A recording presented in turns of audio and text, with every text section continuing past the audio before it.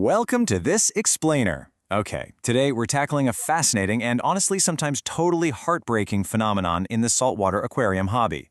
Now, if you're watching this, you probably already know the mechanics of how to build a tank, right? You know the gear, you know the salt mixes, and you've got the plumbing down.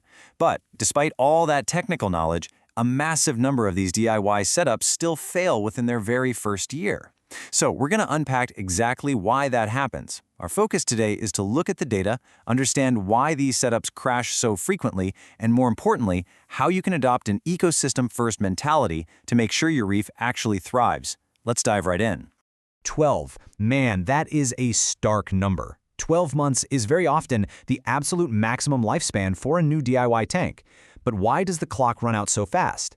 Well, it's not because keeping a reef tank is some impossible task reserved only for marine biologists. No, it's actually because a few high-impact, really easily missed details get overlooked even by super enthusiastic hobbyists.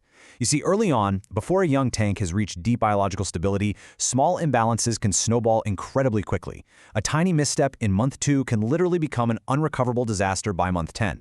So to conquer this 12-month curse, here's our roadmap for today. First, the invisible foundation. Second, the livestock and nutrient trap.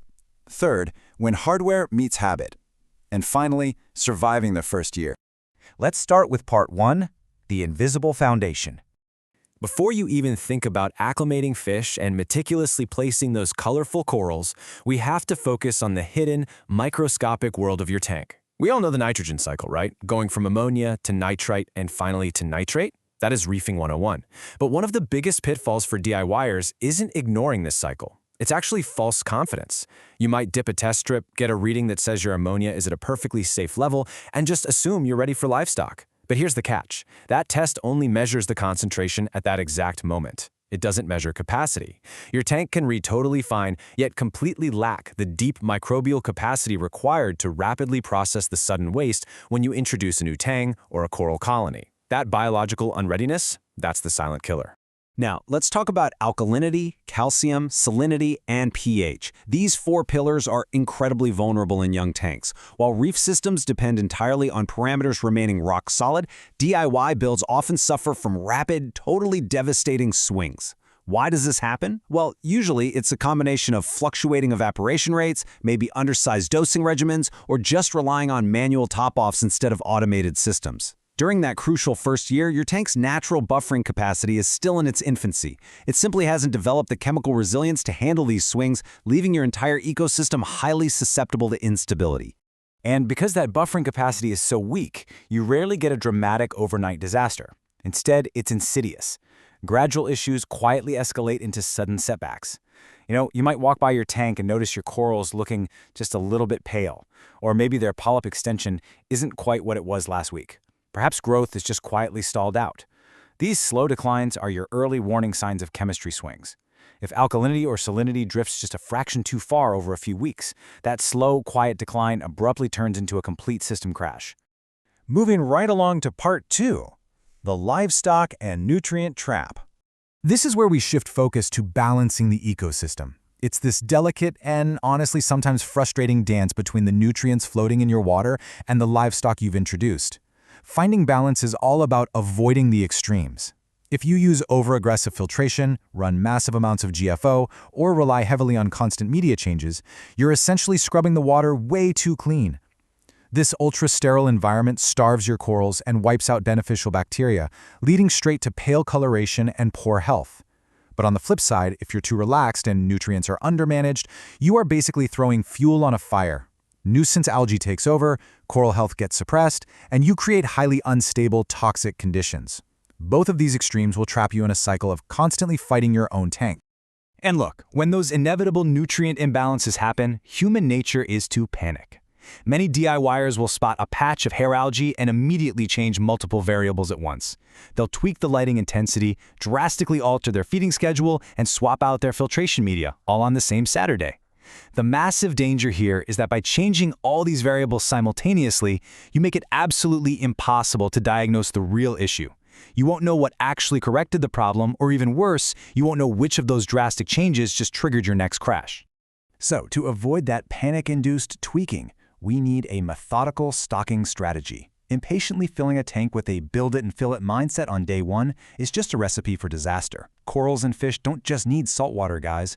They need established ecosystem stability. If you accelerate your stocking faster than your filtration and microbial community can adapt, you trigger a massive nutrient spike, and that leads straight into algae outbreaks, cyana blooms, and perpetually cloudy water. A gradual stocking timeline, starting with filtration, making small additions weeks later, and scaling over months, gives your microbial community the crucial runway it needs to build resilience and process those nutrient spikes safely.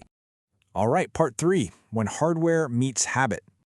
Even with perfect biology and perfectly balanced nutrients, a tank relies heavily on the human element. And that brings us to you and how your daily routines interact with your equipment. Think of it this way. Your habits are quite literally the operating system of the tank.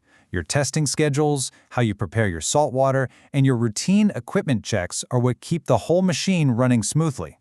The reality is that most failures aren't one single cinematic catastrophe. They're recurring tiny lapses. Skipping a biweekly water change, getting kinda lazy with filter sock cleaning, missing a salt top off, or just forgetting to calibrate your refractometer. These small lapses degrade the stability of your system over time. And if your operating system crashes, the biological ecosystem goes down right with it. And it's not just about your habits either. It's about whether your hardware can actually keep up with your ambition. A really common issue in DIY setups is selecting hardware without fully mapping out the target bioload.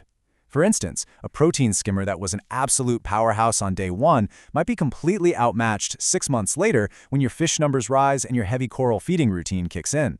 The exact same principle applies to your return pump flow, your heater calibration, and your overall sump volume.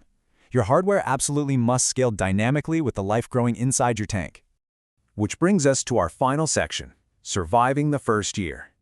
We've looked at the biology, the nutrient traps, and your personal habits. Now for the execution. How do we ensure your setup actually makes it past that tricky first anniversary? Well, here is your ultimate blueprint to prevent small problems from compounding into catastrophic failures. If your goal is long-term, stress-free success, you must treat year 1 purely as a learning phase. Step 1, stabilize the biology. Step 2, build the chemistry, and only then do you move to Step 3, expanding the livestock. Start incredibly slow, measure your parameters consistently, and make your adjustments just one at a time so you can actually learn what your unique system is telling you. Following this methodical sequence is the key difference between a reef that thrives and one that crashes. So, I'll leave you with this final thought. Ask yourself right now, is your tank a balanced ecosystem or is it just a ticking clock? Building a reef tank isn't just about assembling glass, PVC, and water. It's about methodically cultivating life.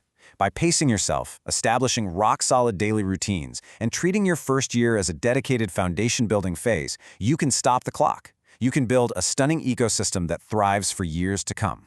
Thanks for joining me on this explainer, and happy reefing!